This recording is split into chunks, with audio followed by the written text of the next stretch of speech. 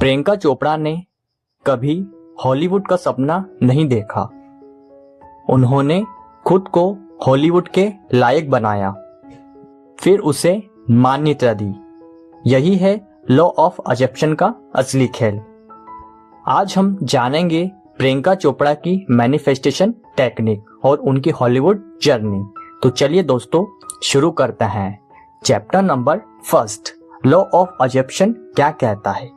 Neville Goddard कहते हैं, आप वही बनते हैं जो आप मान लेते हैं। कोशिश करने से पहले मानना जरूरी है। दुनिया बाद में बदलती है, पहले आपकी पहचान बदलती है।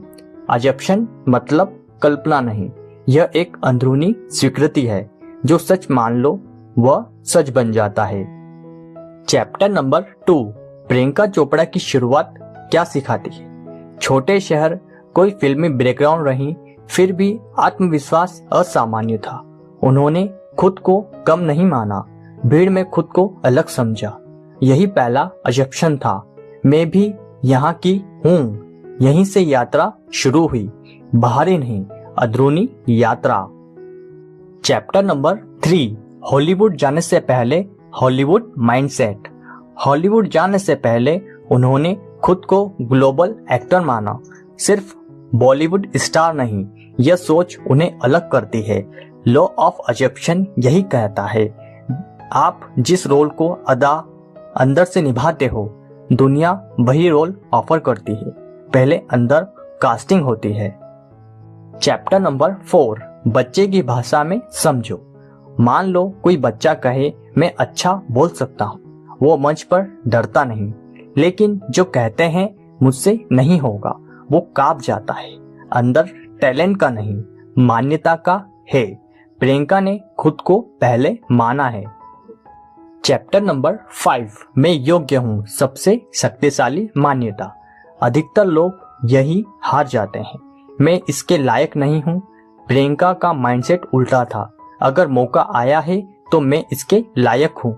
यह घमंड नहीं, यह आत्म स्वीकृति है। यही मैनिफेस्टेशन का बीज है।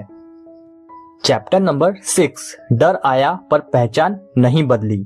डर सबको लगता है, उन्हें भी लगा, लेकिन डर ने पहचान नहीं बदली।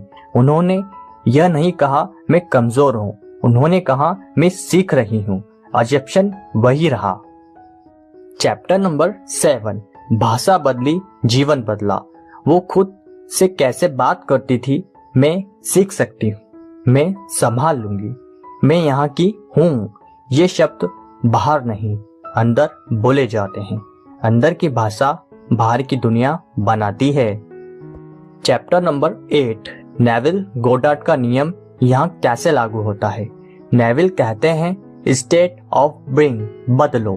प्रियंका ने खुद को इंटरनेशनल आर्टिस्ट की स्टेट में रखा। उन्होंने संघर्ष को अस्थायी माना, पहचान को स्थायी। यही लॉ ऑफ अजम्पशन है। स्थिति नहीं, पहचान निर्णायक है। चैप्टर नंबर 9, लोग क्या कहेंगे।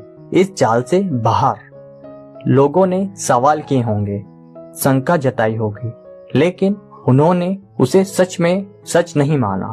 लॉ ऑफ अजम्पशन कहता है, बाहरी आवाज मत अपनाओ, जो मान लोगे वही तुम्हारी दुनिया बनेगी। उन्होंने अपनी आवाज चुनी। चैप्टर नंबर 10, क्यों अधिकतर लोग मैनिफेस्ट नहीं कर पाते।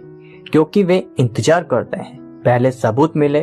लॉ ऑफ अजम्पशन उल्टा है, पहले मानो फिर सबूत आएगा। प्रियंका ने पहले खुद को माना, दुनिया ने बाद में स्वीकार किया। यही अंतर है। चैप्टर नंबर 11, यह टेक्निक आम आदमी कैसे अपनाए। तुम्हें हॉलीवुड नहीं चाहिए, पर सम्मान चाहिए, पैसा चाहिए, आत्मविश्वास चाहिए। पहले खुद को उस रूप में मानो जैसे वह पहले से हो। नाटक नहीं, विश्वास। यहीं से शुरुआत होती है। चैप्टर नंबर 12, रोज की छोटी आदतें। सुबह खुद से एक वाक्य, मैं अपने जीवन के लिए पर्याप्त हूँ। रात को एक वाक्य, मैं सही दिशा में हूँ। बस इतना। धीरे धीरे पहचान बदलती है और पहचान ही भाग्य बनाती है। यही आसान तरीका है। चैप्टर नंबर 13, यह जादू क्यों नहीं है? क्योंकि दिमाग निर्देशों पर चलता है। आप जो मानते हो दिमाग उसी अनुसार फैसले लेता है, अवसर पहचानता है, लोगों से वैसा व्यवहार करवाता है।